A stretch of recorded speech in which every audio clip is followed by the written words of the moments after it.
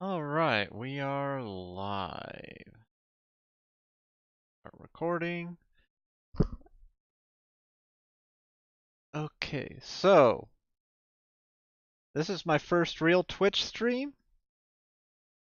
Thought I'd start off with some workshop time. I'm going to be making a UGEARS Hurdy-Gurdy. It's a laser cut little woodworking toy musical instrument thing. And it's pretty nifty. 70 bucks on Amazon. Most of the hurdy-gurdies that I've found have been quite a bit more pre-made, 400 bucks to 1800 bucks and up. I've not really opened this, so go ahead, pull some stuff out. In the box, there's a bunch of sheets of, looks like 5-ply, quarter-inch laser cut pieces, still in its cellophane here. Some instructions on the back. And if you look, the detail, pretty cool. Set that aside. We've got what looks like some rosin for the strings themselves, another small package of pieces,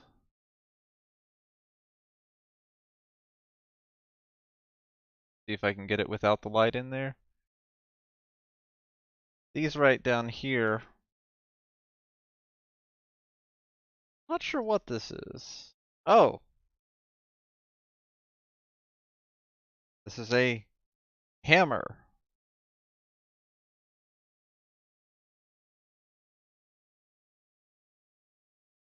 Can't tell if that's laser cut or if those are just lines. But there's like little meshing teeth, if I can get it in camera to focus. Using a Logitech C925 camera that likes to autofocus at random. Some rubber bands, 3 of them. Looks like some wax for waxing the gears, and some tiny little piece of Polish 240 grit sandpaper, made in Poland. UGEARS, they're interesting. Eastern European company, if I'm not mistaken. Oh no, I dropped a part. So, UGearsModels.us in Boca Raton, Florida. But it looks like they are from the Ukraine, which would make sense why the box has English and some form of Cyrillic language. Don't know if it's Russian or Ukrainian or what the difference is.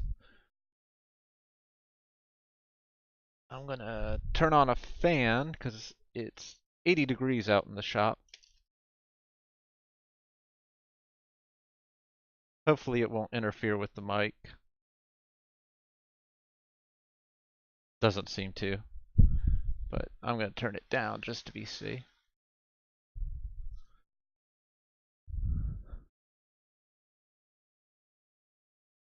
So let's get into it. I'm in the workshop. You can see the X-Carve behind me here. One of my 2 workbenches over here. Primarily an electronics and small workbench. Drill press, bandsaw, joiner, table saw, that's all out of frame. I do actually do some real woodwork and not just pre-made kits. Let's see what it takes to get in here. Move El Cellophane.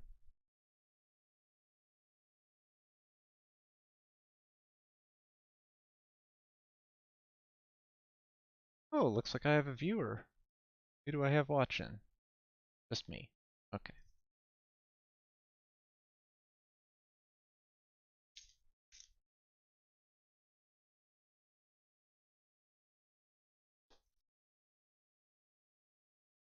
Instructions are out. Cellophane is off. Let's take a look at these pieces.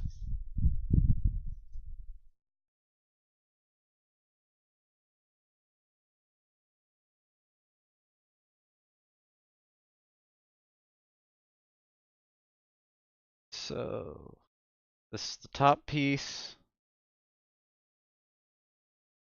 Definitely laser cut all the way through. Like it might have a couple little places where it has basically retention. I forget what they call them. I do it a lot on the CNC where, let's see if we can get it in the frame here. Right. Yeah, there. It's a tiny little piece of wood that actually retains it in the original piece so that it doesn't just fall out at random. You know, they obviously want to put their UGEARS branding on their pieces. Uh, Decent quality plywood. I mean, it's, you know, for quarter inch or whatever it is, it's not bad at all. Uh, you know, it's been sanded roughly, but you know, before I take any of this out, I'm gonna hit it all with a 320 grit. Next piece has, this is piece 2 as denominated up here, or denoted up here. And it's got some of the bigger pieces. See what that goes.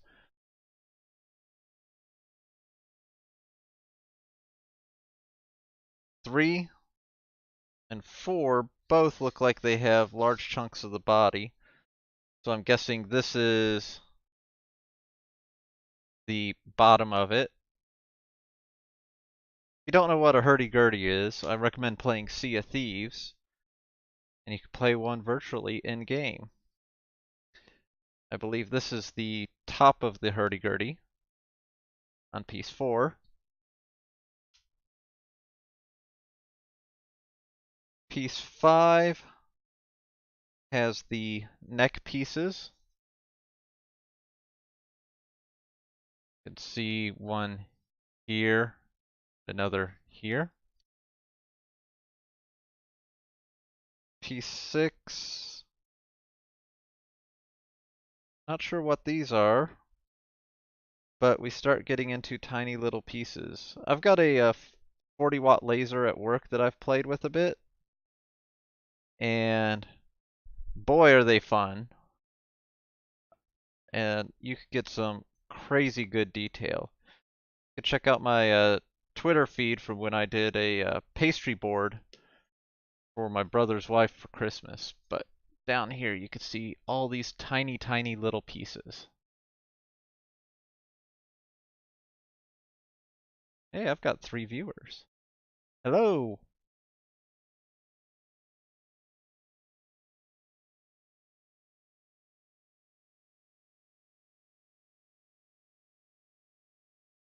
Here we've got some more pieces. Not quite sure what all of them are. Hopefully the instructions will tell me.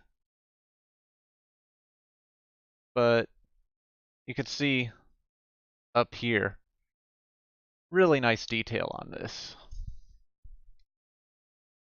And finally, piece 8. Lots of tiny little pieces on here. Not sure what needs to stay, what doesn't. I sure hope the instructions tell me. Interesting thing is on a lot of these pieces on the bottom, it has these little notches cut out with little tiny teeth in it.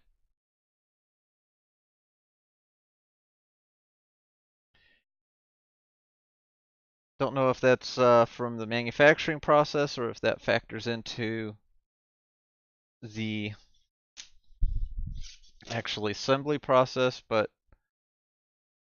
if I actually look at them together, they don't all match up.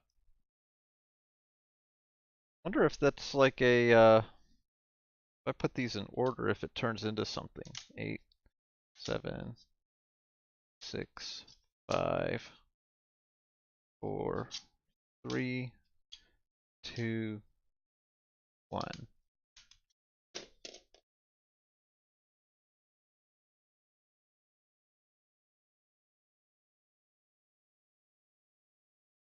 Huh, that's actually cute. Slash HG, little musical note, and another slash for Hurdy Gurdy. That is cool. Get a good side view of that. Go ahead, open up the hammer packaging.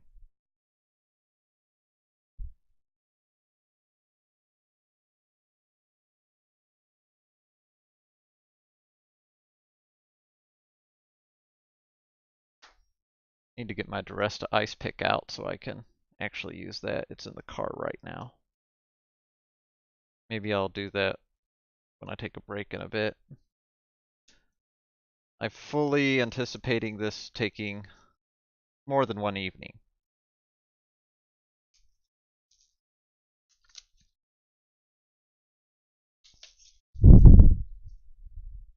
Oh, there was a little wind from the fan.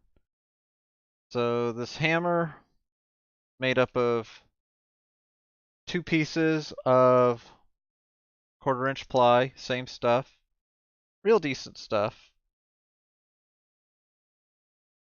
And now that I can hold it up to the light, yeah, these little teeth are all laser cut. It's not just markings on the wood.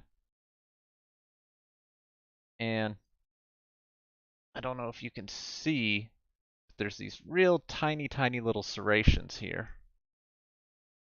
Not sure if that's to hold it together or what. 1, 2, 4. Where's 3?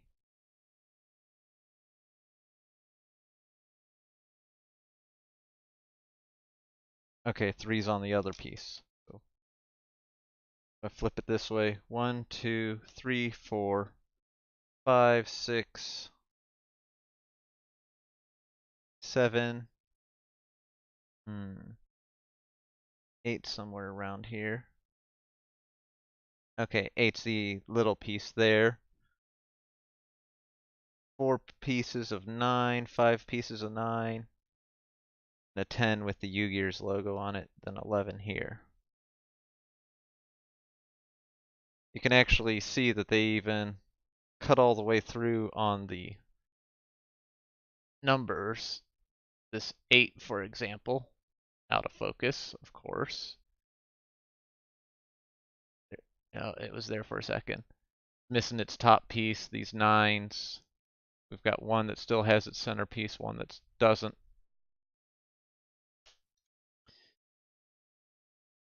Something I learned with through cuts on CNC. You have to be real careful of your depth of cut.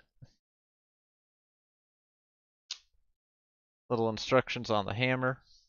We'll come back to that if I need it. Real nice model here. Or real nice manual. Sorry. Not a whole lot of words in here, but a lot of step-by-step pictorial instructions. Cool thing about it is if I can get it without glare, every page starts off with showing you what pieces on what sheets you're pulling.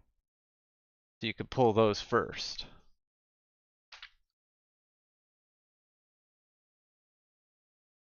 So, remove model parts from hanger board as illustrated below. Careful not to break parts. If a part does not remove easily, Carefully cut it out with a knife. This model is intended for self-assembly without glue. Well, I hope it holds up, otherwise we're breaking out some Titebond. If you have difficulty installing the axles, try waxing them with regular candle. All moving parts can also be waxed during assembly to reduce friction when operating the model. That's what this teeny tiny piece of wax is for, I guess. Not sure if you want to use this or if paste wax might work better. I'm a big fan of paste wax. And they actually show you in the instructions here, wax and rosin, and they even talk about a little, come on glare, removal part here.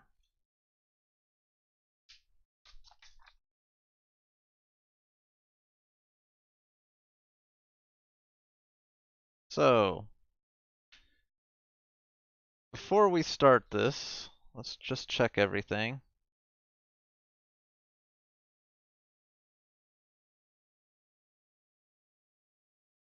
Wax the port, sand to remove burrs. Okay, so this is a symbols. It's a legend on the second page here. Before we go through any of that though, I do want to hit each piece with a quick hit of 320. So I'll just grab a sanding pad if I have it handy.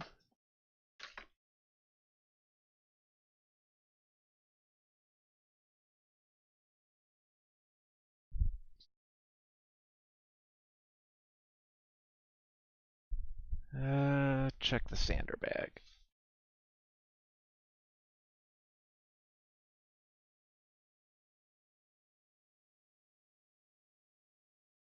There it is. If you haven't made one of these, this is actually pretty handy.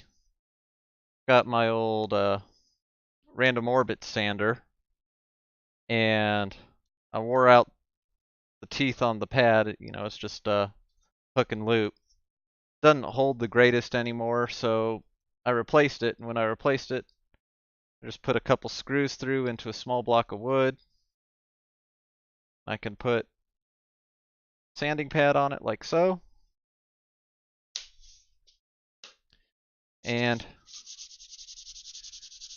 it helps with holding sandpaper flat. Not a lot of pressure on this. I'm just wanting to smooth it out a little with the little 320.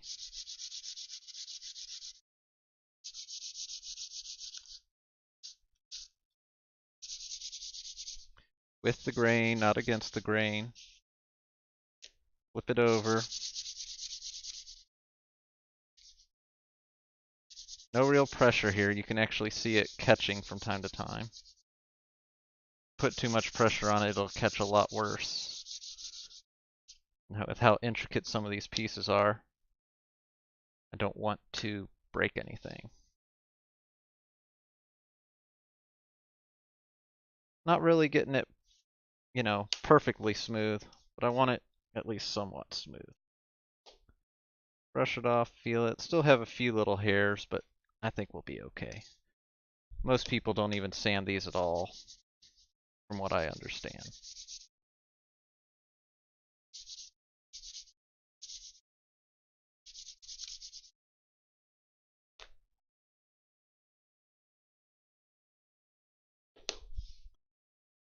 See if it'll show me who all's in chat.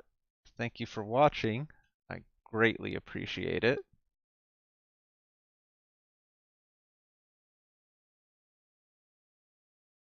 Oh, Commander Root and Cog Whistle.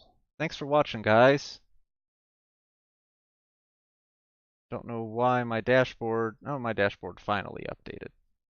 Go figure. You have any questions? You want to see anything closer? Feel free to ask.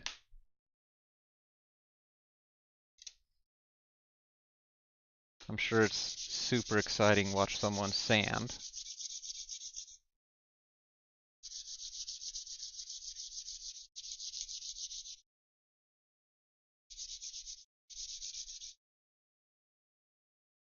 Not sure who Commander Root is. I've seen him a few times on my girlfriend's streams. If you're listening, I'd love to know.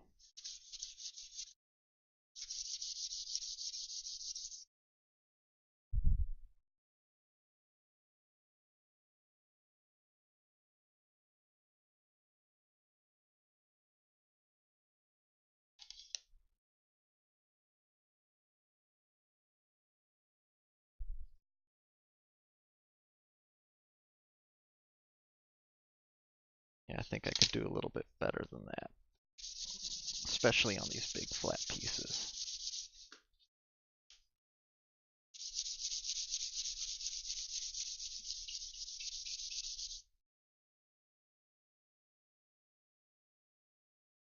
I doubt the fine dust that is coming off of this is visible on camera. Alright, we're on number 3. So after this one, there's only 5 more to go. I've noticed that with your laser cut parts, you do get a little scorching around the letters and stuff. So some 320 will clean that up really nicely. This is a big piece, so I definitely want to get it decently smooth.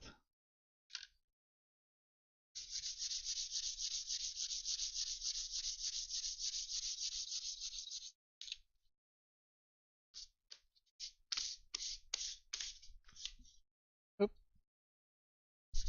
Piece popping out.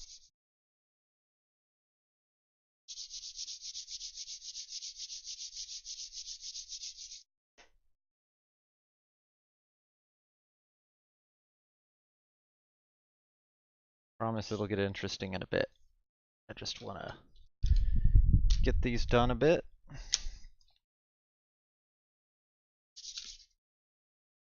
Let's see if I could show you the scorching a bit. Pull my OBS up so I could see what I'm showing you.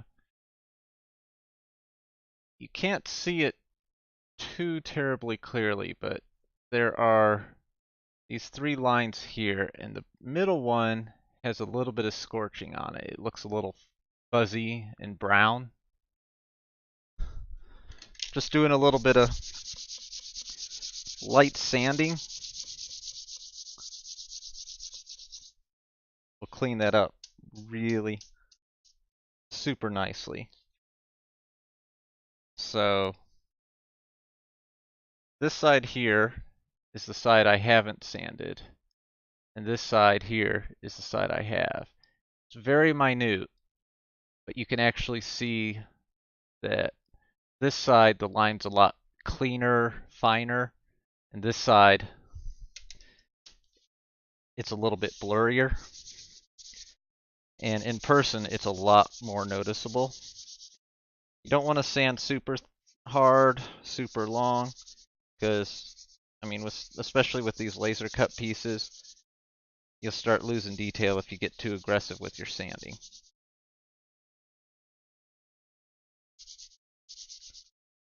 I'm actually putting no pressure on the sandpaper right now. I'm actually just bouncing it between my fingers.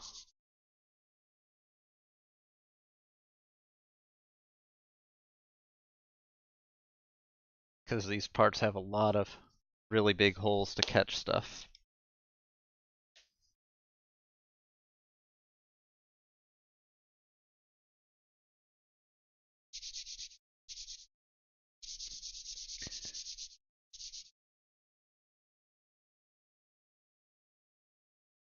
Getting a little detail here, because this one piece had a little bit too much scorching. You can actually see up here, these pieces have like an orangey brown scorch mark on them. So just a little bit of attention to detail and some light sanding, and you'll be able to remove a good chunk of that. And with how thin these pieces are, I don't want to go too crazy on it.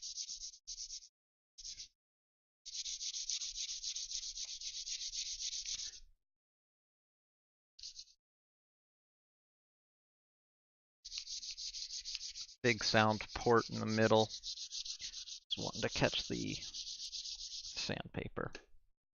Not fun. Again, sanding with the grain. There's 4 complete. Halfway there.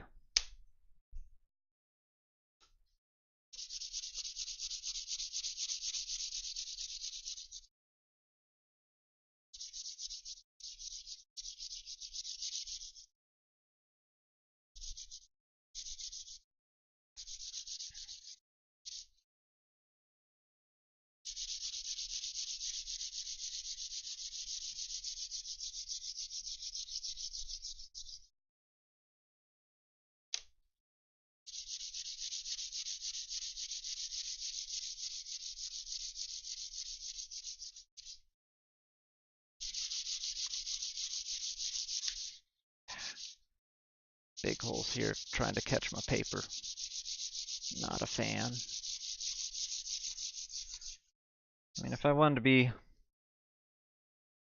more aggressive on this or super overkill, I could pull out, you know,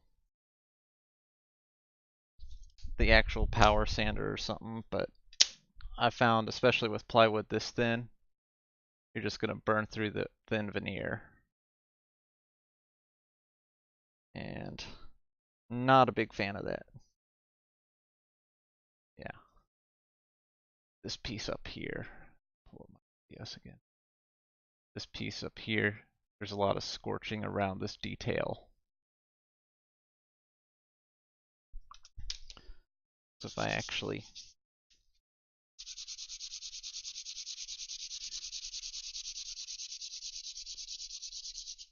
give it a light sanding, brush the dust out, it's a lot smoother and a lot cleaner.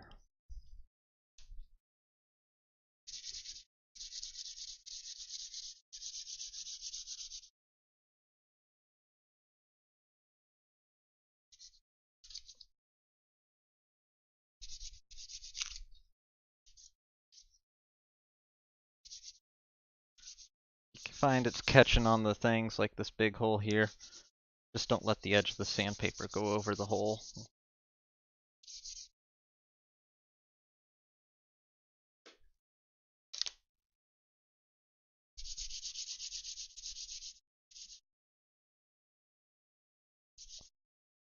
I'm really curious what all these tiny little parts are. I think they might be used to hold some of the double wide wheels or gears in place or together.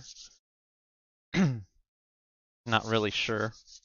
Once we get into the instructions, I'm sure it'll all become very evident.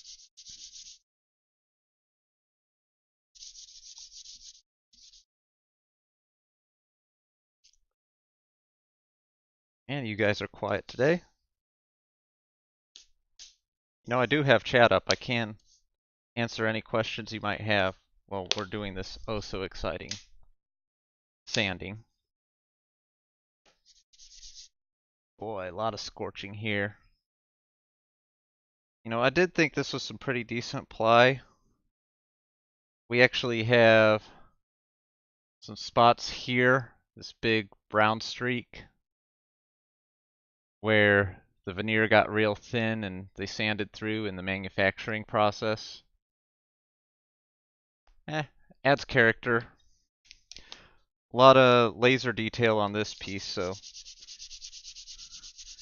I'm going to have to watch it closely as far as trying to remove scorches.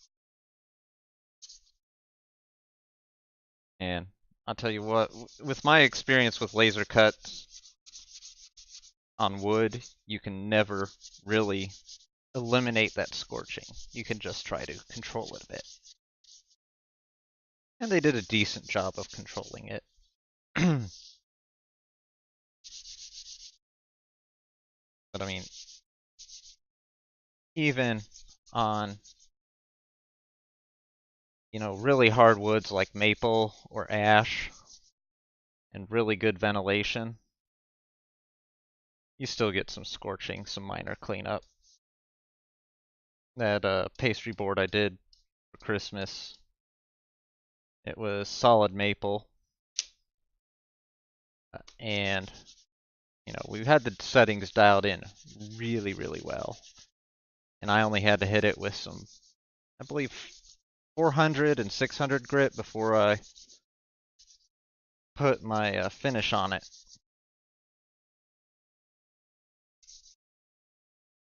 But it still had just that tiny, tiny bit of scorching.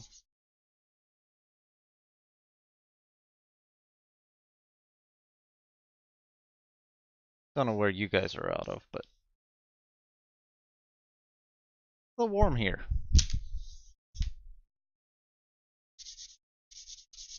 Last piece.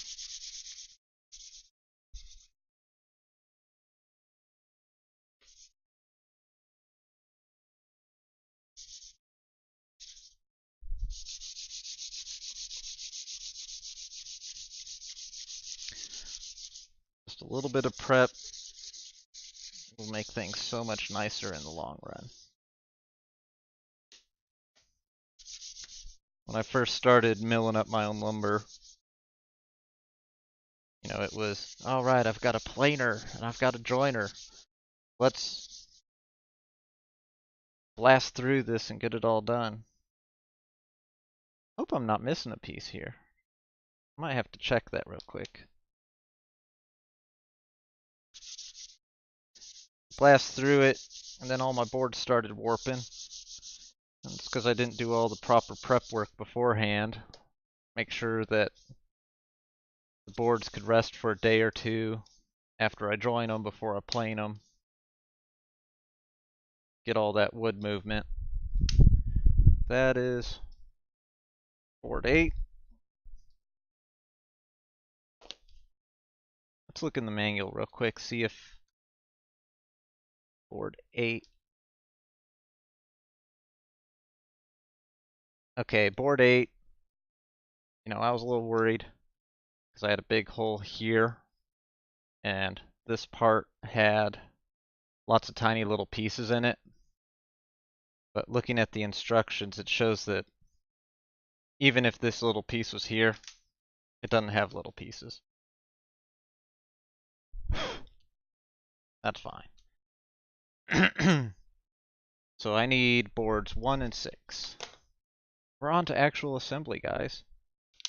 1, 4, 5, 6.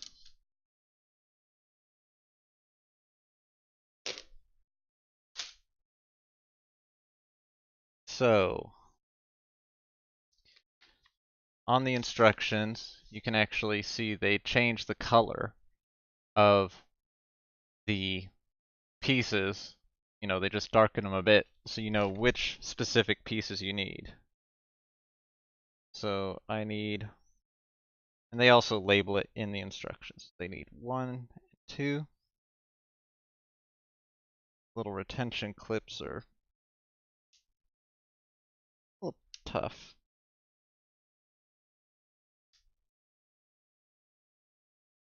Retention clips are on the back of the plywood. So I'm actually pushing from the front towards the back. There's actually a reason for that. And this is a good example right here. This is held in place, and see if I can get an angle. You can see that little piece of the veneer that's holding on to it right there. If I had pushed from the back to the front, it would pull the veneer off the piece instead of the scrap piece. And, I've got 1, 2, 3, 4, 5, 6 little things here. And this says you put them together and then you sand it. So that's what we're going to do.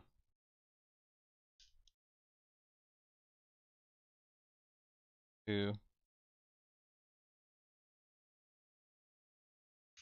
3, 4.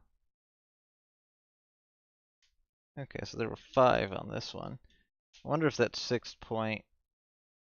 1, 2, 3, 4, 5. Yeah, I think that 6th point on this piece was the where the laser started and stopped cutting. Instructions show 2 arrows go together.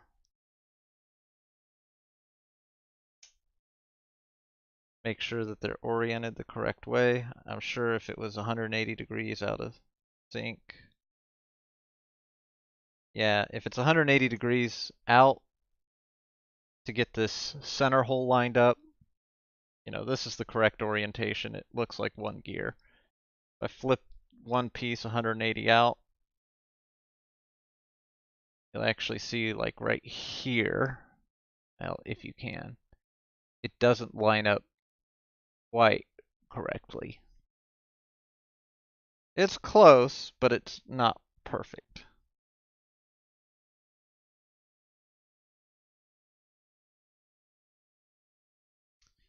A little rough for a laser cut edge, but I'm sure they're churning these out 10 million at a time.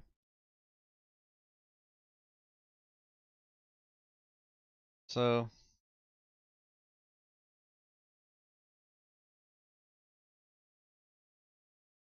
I'm not using the sanding block on this simply because not a flat surface.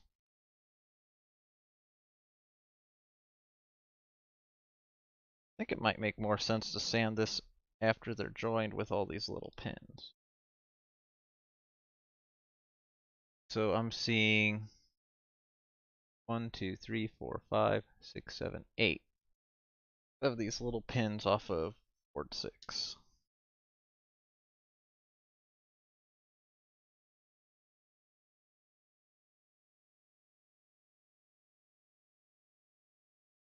Boy, these things are tiny.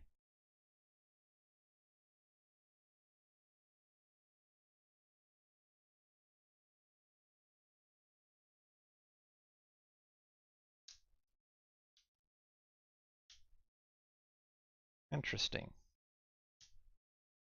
So they make it so that these are on like subcarrier parts. Might make it a little easier to get it out if I pop out the subcarriers. What I mean is on this, these pieces here, they laser cut this square around it so that you can remove said square. Come on. There you go. And probably lets you flex it a bit more. So if they're kind enough to do that for us, let's take advantage of it.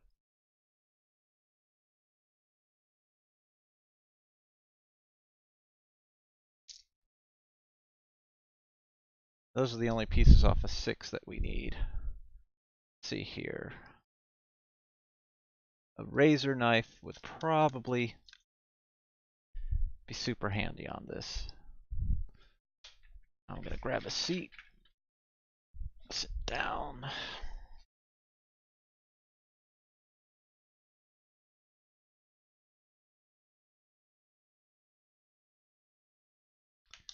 See where this piece is hung up. This piece is hung up on that side.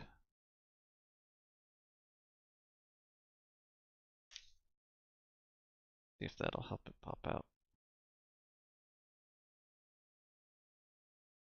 Come on.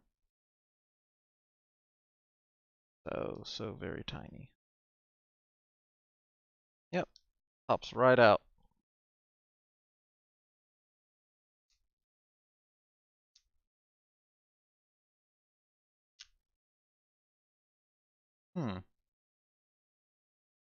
Okay. Piece of the frame came with that one. you actually look, it's razor thin between that. 2.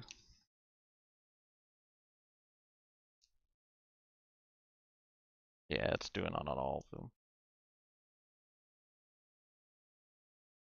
There's just not enough material there to hold the plywood together.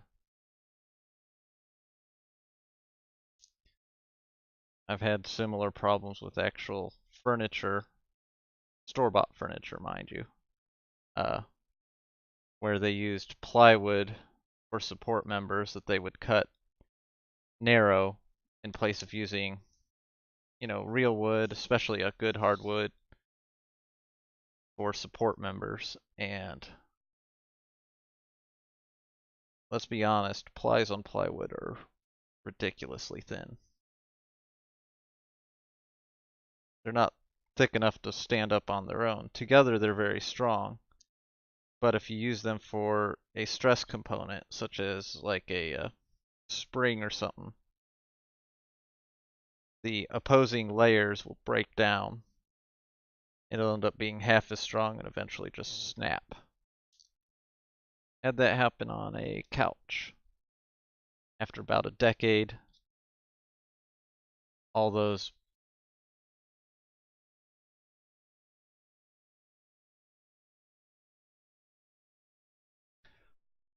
layers broke down.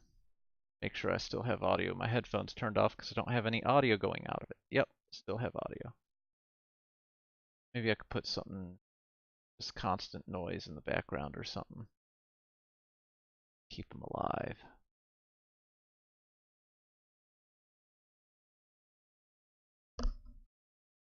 Turn this down so I don't have to listen to it.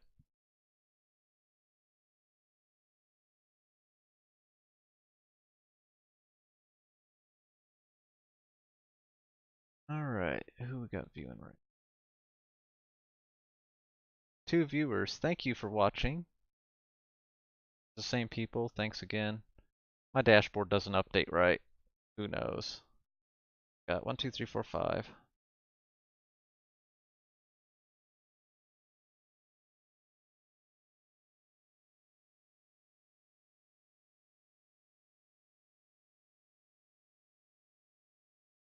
Six. Put that one aside. Actually, it looks clean.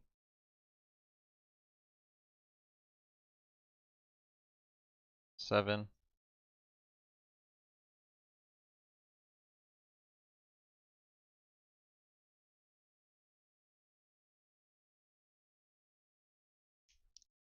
8.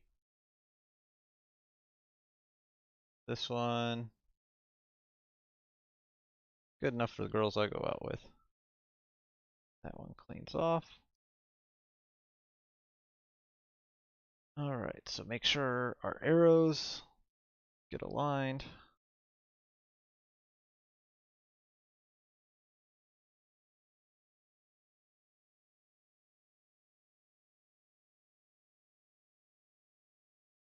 Oh, I see. So they're not, these little pieces are not tapered, they're stepped. See if I can get it in frame. Come on. There, oh, it was there for a second. Maybe this camera will work a little better. Yeah, they're stepped, and the holes in the 2 pieces are actually slightly different sizes. So if you try to put it in the wrong way, it will not go. Yeah, and it's a nice snug fit. Pretty nice. Good job, UGEARS. You can measure stuff and keep your lasers calibrated decently. Of course, I'm not sure if they're using epilogues or what, but epilogue I've played with, it had a nice rack and pinion setup, basically a gear track, and that it would a gear would follow, and A little hard for those to get out of calibration, unless your stepper motor starts losing steps or something, but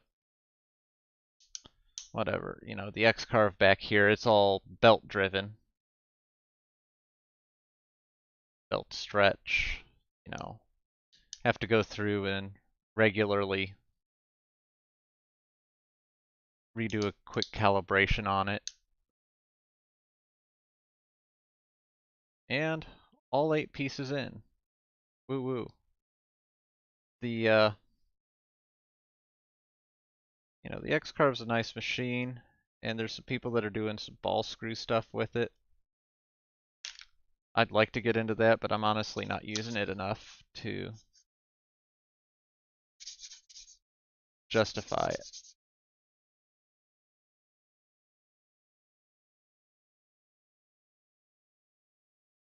Just sanding this down so we don't have huge mountains that are gonna pluck the strings instead of vibrate them. Hurdy-gurdy, if I understand correctly, works a lot more on the principle of a violin than a guitar. You know, where a guitar is an instrument you pluck or strum. I mean, you can pluck a violin too, but it's not how most people play it. Instead, this wheel rubs against the strings as if it were a bow.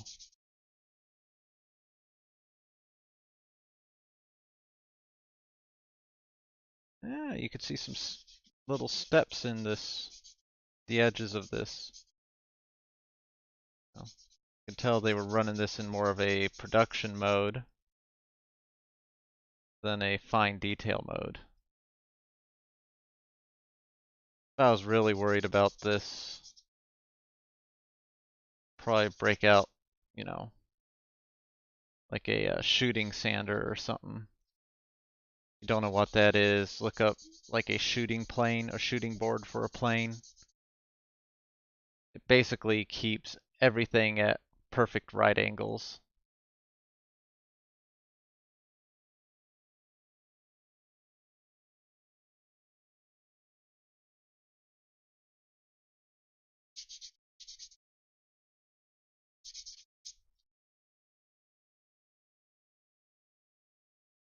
Yeah, that'll be a good start. Alright, so next. This one says that I should use a knife to cut it out. Part 6 of 7.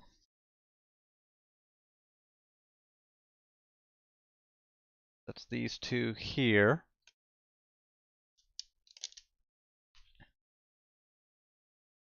What I'll do is I'll just use a knife to start breaking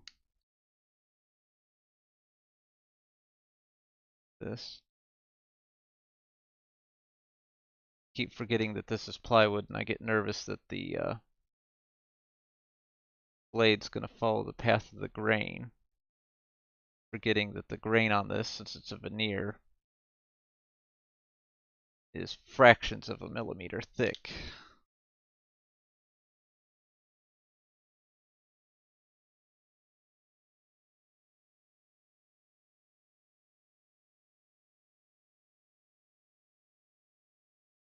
Come on.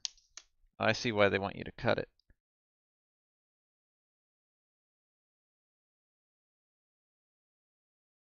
Because it's ridiculously thin in parts. Pushing it could actually break the piece. See if that's enough to pop it out. Nope. Gonna come. Definitely want to be careful. I mean, with how thin that is. I don't want to ruin that piece. I'd have to. I hear UGEARS support is really good if you accidentally break a piece and it's not repairable. But I'd rather not find out.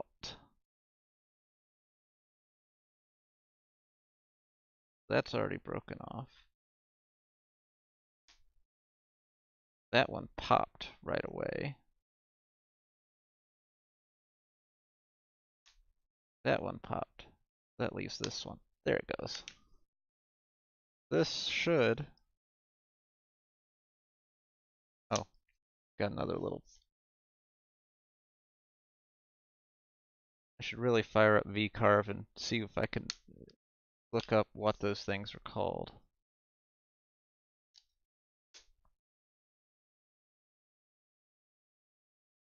Yeah, that's not bad. Slight mar on the side of that, but that's not the end of the world. Alright, and what is that logo?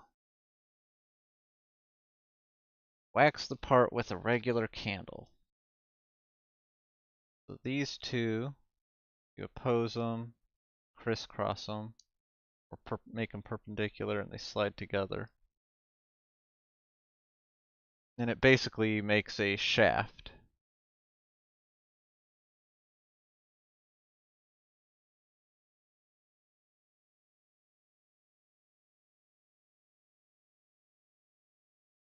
Pretty ridiculously tiny wax.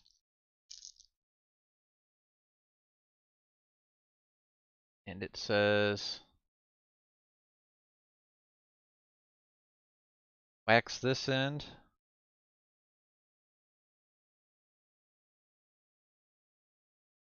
and wax the sides on the fat part.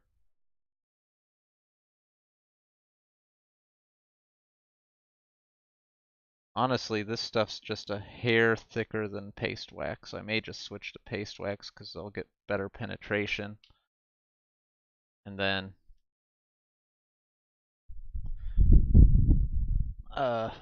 sorry, walking off camera to get some paper towels and a can of paste wax. I'll get better penetration and maybe it'll stay waxed longer, more better.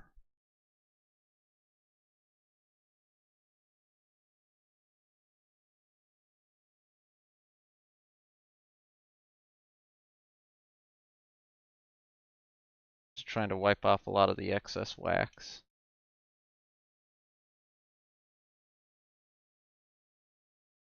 That part doesn't even feel waxed.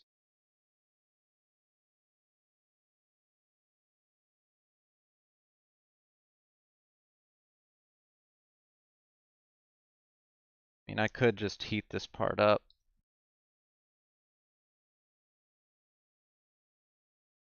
With like a heat gun.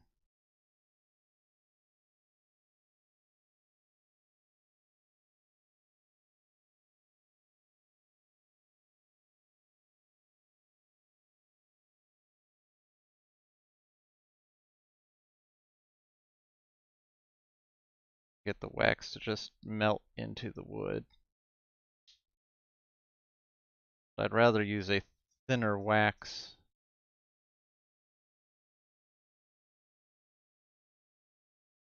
I debated on putting paste wax across all these pieces to see if it would,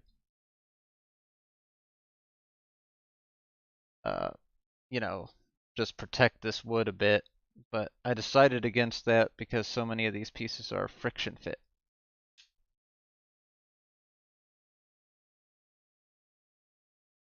Alright, and then I've got these two starfish looking pieces that I've got to cut out. Pieces 4 and 5. Of course, this says that I shouldn't have to cut these, but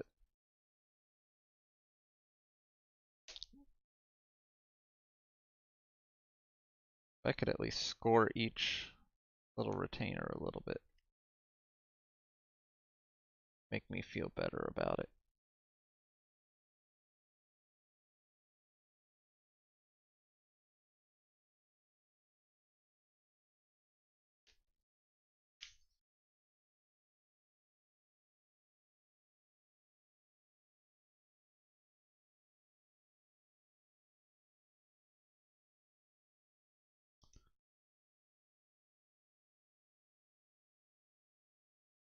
Just gently push each part. It is 1/4" ply. Stronger than you think, but not strong enough that you can abuse it.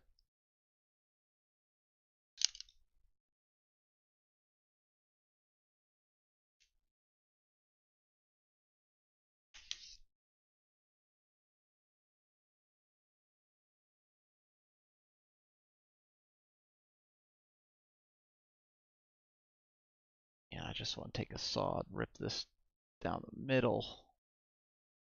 Make it easier.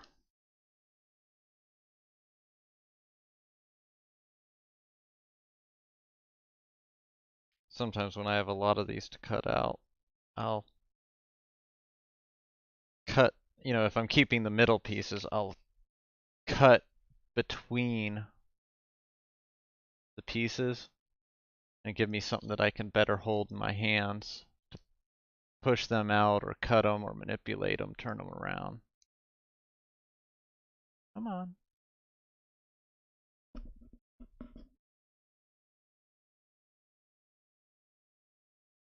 Ah, there we go. That side. And there's part number 4. Let's go ahead, pre-cut a bunch of these on 5. These pieces look a bit more ornamental than functional. But every piece of mass you put into a vibratory instrument affects the tonal quality. So even if it's just a piece to make it look nice, I'm gonna put it on there because it affects the sound.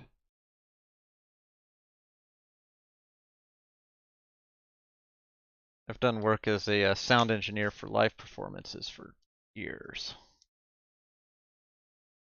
I've had a little bit of studio playtime and stuff like that. Absolute blast. But boy, does it get deep fast.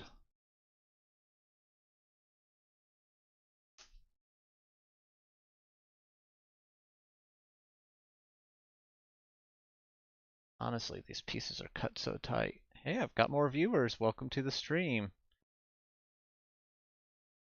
Welcome to watching me push fragile little pieces of plywood apart. And part 5.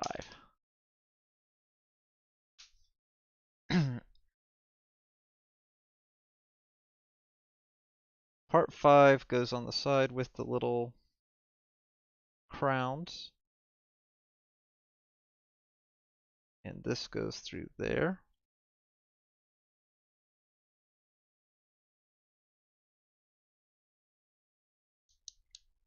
Boy, that's a tight fit.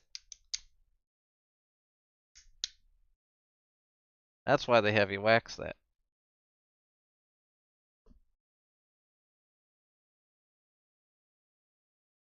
So that it'll fit through. And part 4, if you orient it the right way, goes through this side.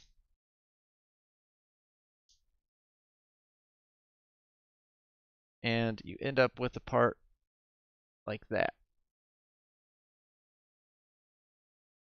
5 viewers. Wow. Who all do we have in here? Welcome to the stream. Happy to have you.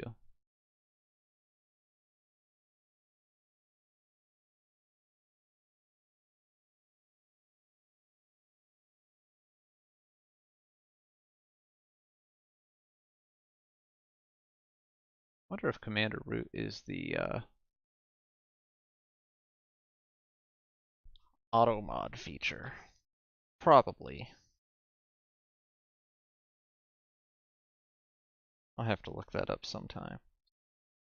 But that is the first page completo.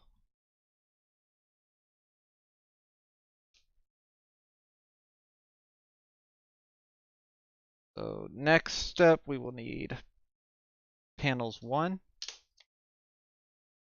panels 3.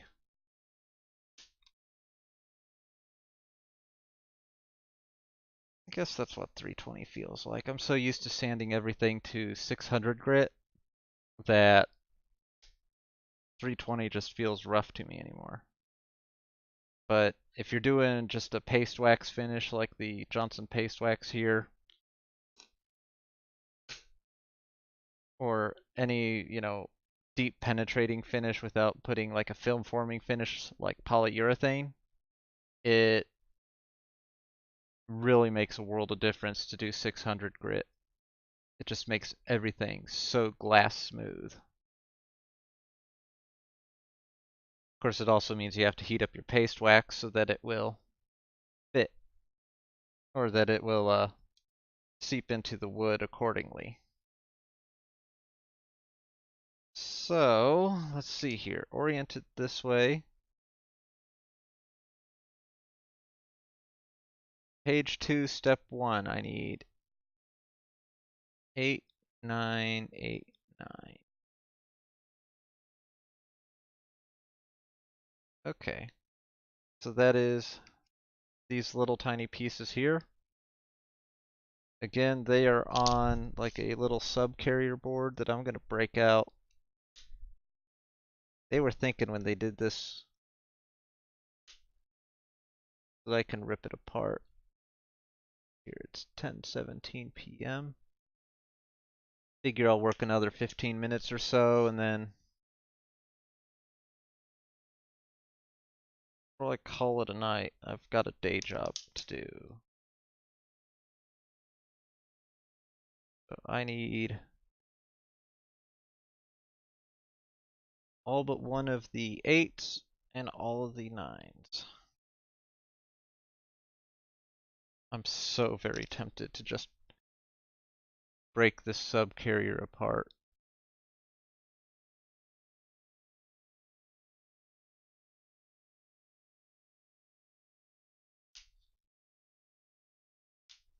Tiny pieces like these, I'm gonna pre-cut them a little, make them come out a little bit easier. Require less sanding. 9.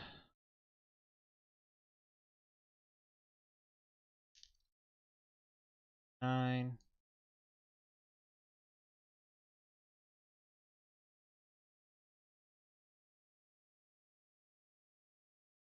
Push that one the wrong way. 9. Then pre-cut 2 8s.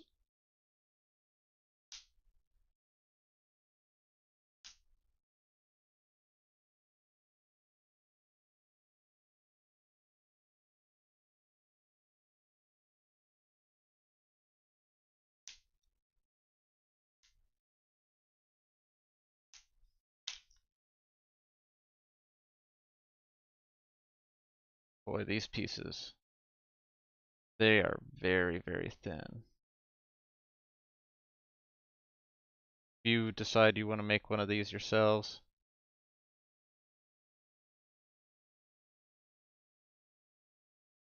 please take your time.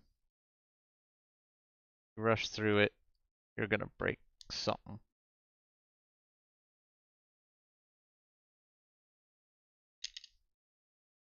I mean, these things are super thin, where comparatively the 9s are quite a bit thicker. I'm less worried about breaking those.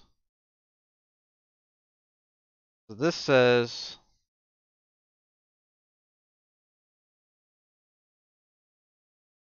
on this I've got a wax right here, and then I need to sand the 8s and 9s, so put a little bit of wax on there. Yeah, this little piece of wax is going to disappear fast. Interestingly, I guess it's because it told us to put wax on the other side before.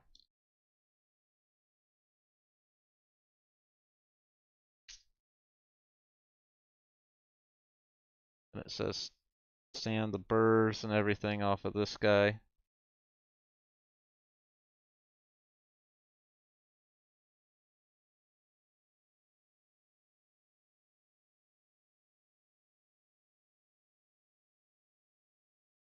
I'm not doing a heavy sanding here. I'm rotating an eighth,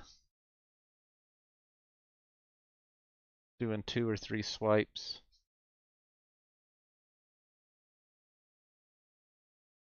Unless you get a little ridge from the little retainers.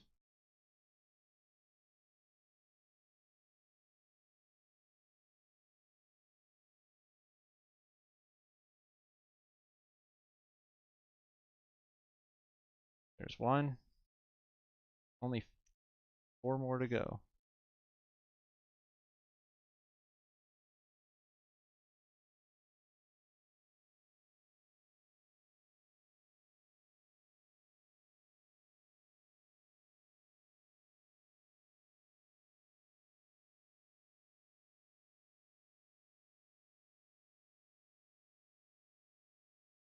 Yes, I stick my tongue out while I'm concentrating. Picked it up as a kid, never dropped the habit. That's fine.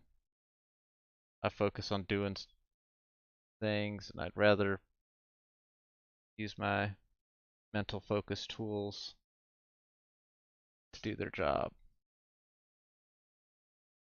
than not have them.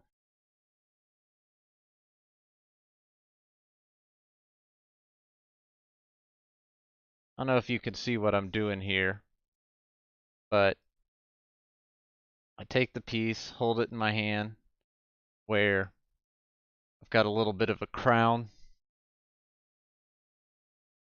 and I don't put a lot of pressure on this. I mean, you don't need it. And I just hold the sandpaper with one hand, drag the part across the sandpaper lightly, rotating it across that little arc as I go. More or less, my wrist stays in the same place, and my hand rotates around the wrist.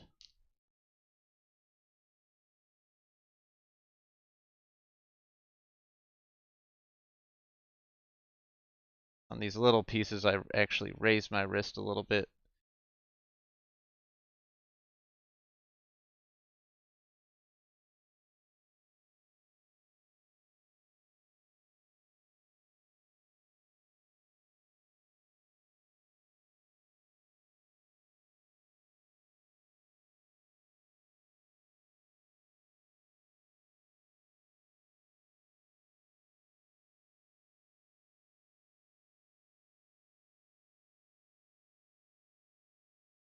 That little ridge there.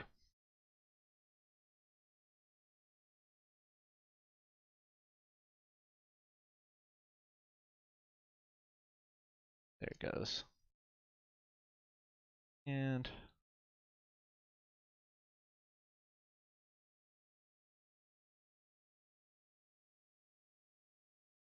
the point of doing an eighth of a turn at a time, that you ensure that you have some overlap between your passes. It helps you keep the part round.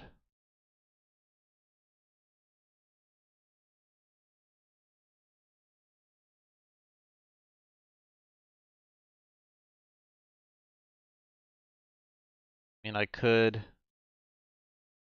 take it to a belt sander or something and round it off that way. I could do a lot of different things.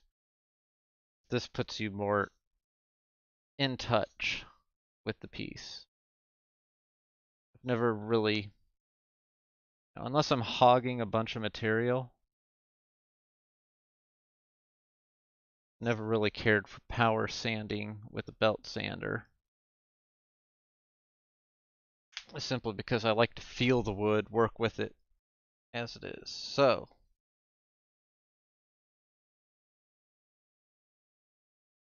on, you can see we've got a long side and a short side. Saying on the short side, you put a 9, which, as you recall, is the bigger piece.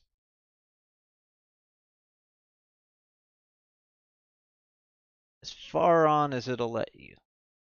This actually shows it going all the way.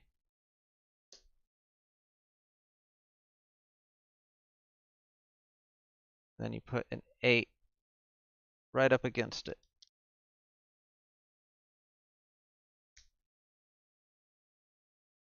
Not a super snug fit there, but I'm sure it will be. It looks a little something like that. On the other side, they're going to come to rest on this shoulder.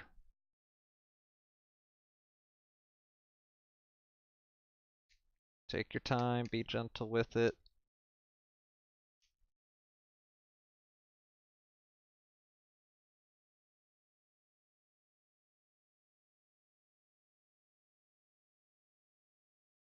Bada boom.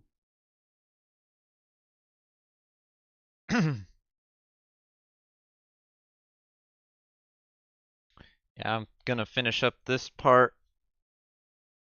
or this page. Then I will probably pick up tomorrow, Friday, or Sunday. I doubt I'll pick up Saturday. Of course, they're saying it's gonna be 95 here on Sunday. So, if that's the case, I'm not sure I want to be out in the garage streaming unless I get the AC hooked up and working out here. Little portable AC unit. Picked it up last year. Actually ended up saving us quite a bit. Went to a neighboring city for the weekend. Came home to a house that the AC apparently died on. On the hottest weekend of the year. Not fun.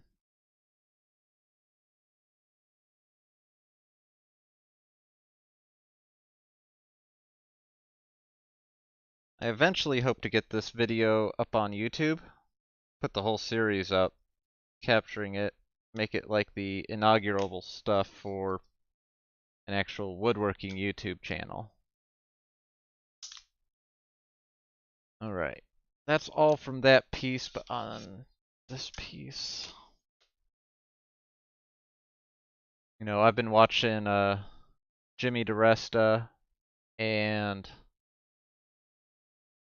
Bob Claggett of I Like to Make Stuff, and Frank Howarth, Izzy Swan, Matthias Wendell, John Heights, for years and years. Of course, I've been woodworking for a long time too. They just beat me to the punch on doing it on YouTube. But I'll say just about all of them. Mark Spagnolo is another good one. The Wood Whisperer. Just about all of them are friggin' geniuses.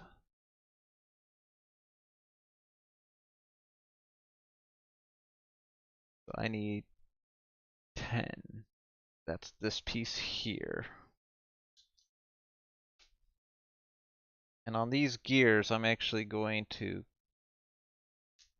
give them a light sanding with a little thing I've never used before. Put them on my Amazon wish list years ago.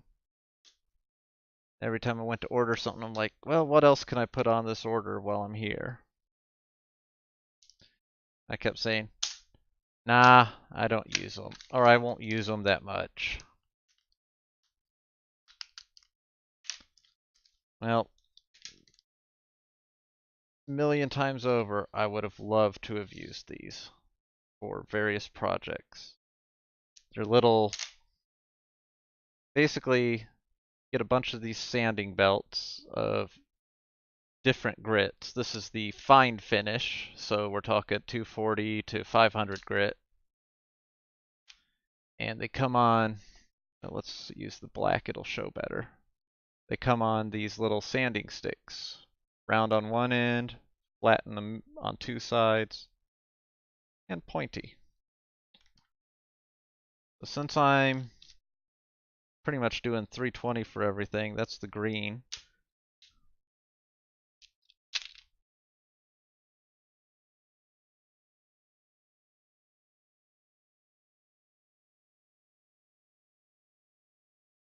And I'm not gonna sand the gears per se, but I'm going to sand the little nub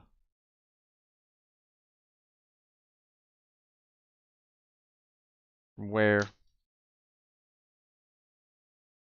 these were attached to the frame. This one's a little bit more than I want to just sand. Take the knife, whittle it down a little.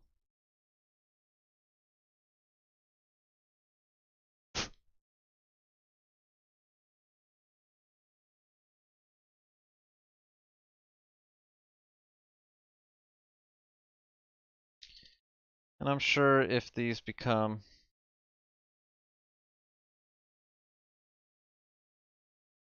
noisy or a problem down the road, I'll take them off, give them a thorough sanding.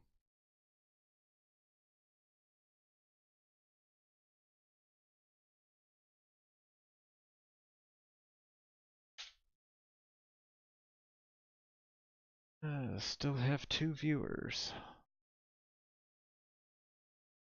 Thanks for watching. And so we've got this short piece here, the short side of this,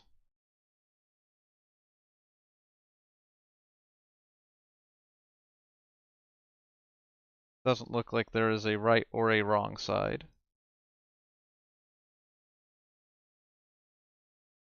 Oh, that's interesting. Put it on and I'm like, wait, there were 2 pieces there. So there's 2 pieces here, and this goes over top, and that inner piece, or that second piece, the number 8, if I can get it, yeah, actually will fit in the hole in this piece. And that'll act as a bushing or some junk. And then we will take the last 9,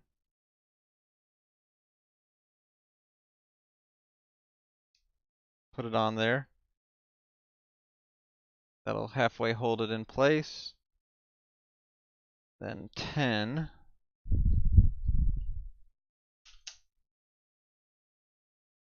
was the smaller gear.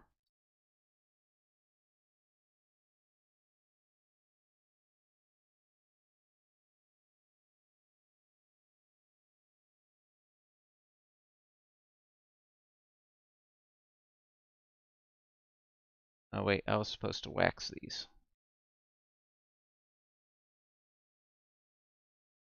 Very, very gentle pulling them on and off.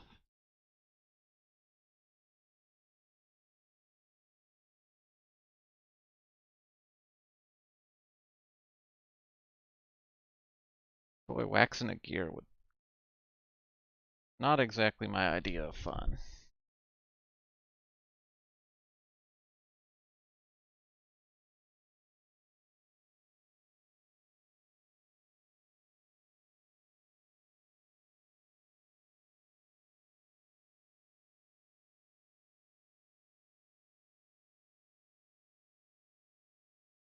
At least this wax is kind of crumbly so you can see where you've been.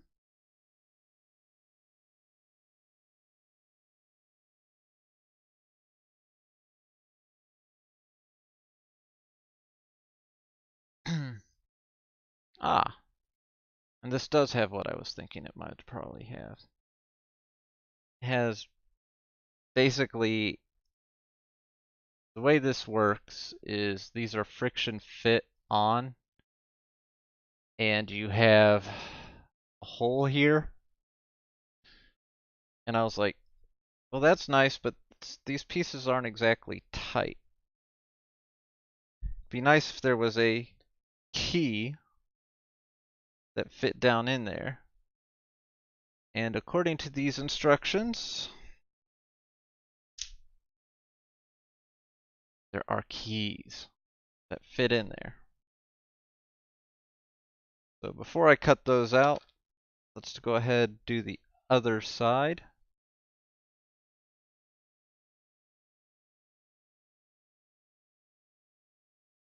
And I need to wax this gear.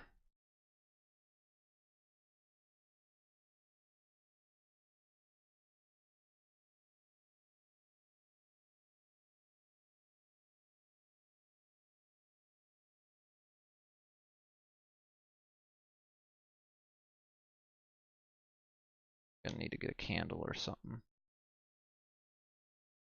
We're waxing all these parts. It's not gonna be enough for the whole hurdy-gurdy.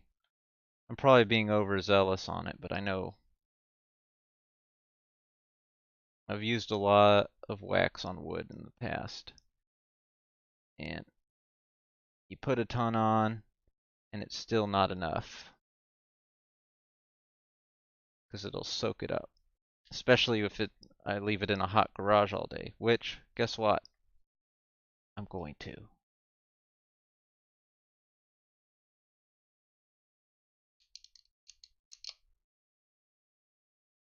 And there we go. Now I need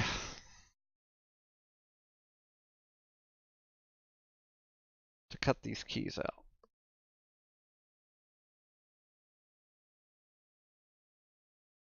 I only need 2.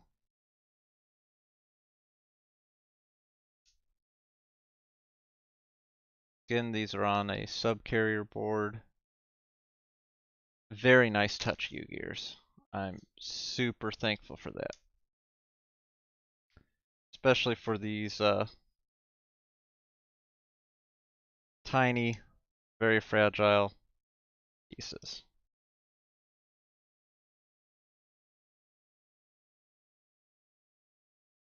Of course, popping this subcarrier board, one of the pieces that I didn't cut popped out.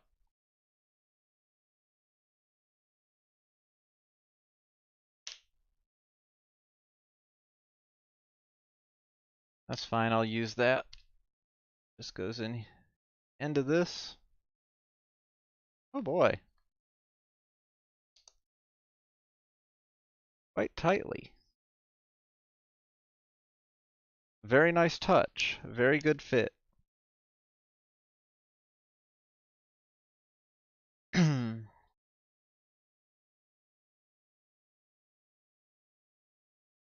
Hooray for LinkedIn. I have a work anniversary this year. And I thought it was 10 days from now, but maybe it's today. 15 years at my employer. Not a big deal.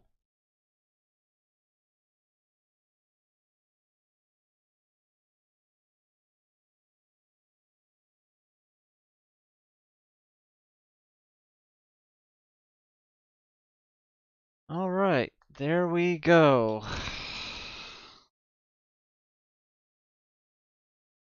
I think before I string this up, what I'll probably do is take this and crank the hurdy-gurdy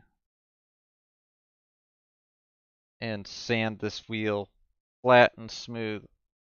Pretty good most of the way around, but like right here, it's a little V'd. You know, here it's pretty flat where I sanded it, but they're not exactly perfect. They're not awful, but they're not perfect. So, time to wrap up for the night. What I'm going to do is stack these up, Gonna have to blow off the laptop or sweep it off or something.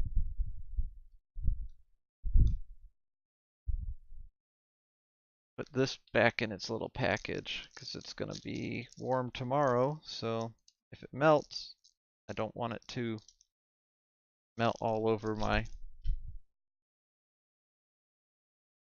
super expensive cardboard work surface. This is actually my router table, but I put a plywood top on top of it, put some hardboard on top of that so I could easily replace it when it gets scuffed up, scratched up, and then edge the whole thing with cedar. All of my shop fixtures are edged with cedar. That way I'm not working on top of my router table the whole time. Also gives me a little bit bigger of a surface because my router table is about yay big. I want to say 42 inches, 43 inches by I think 26. And this lets me get a table that's 32 by about 60. On top of that, protects that hard work that I put in to make the router table. I think I might have pictures of that on my Twitter as well. But that was a long time for this little bit, but I'm enjoying it. It's not bad so far. Uh, this piece here doesn't really stay in place. This gear wobbles a bit, but we'll see if that even matters. I mean, worst case scenario, I pull the key out of here and make a bigger one. That's all for tonight. Thanks for watching, and I will see you again soon.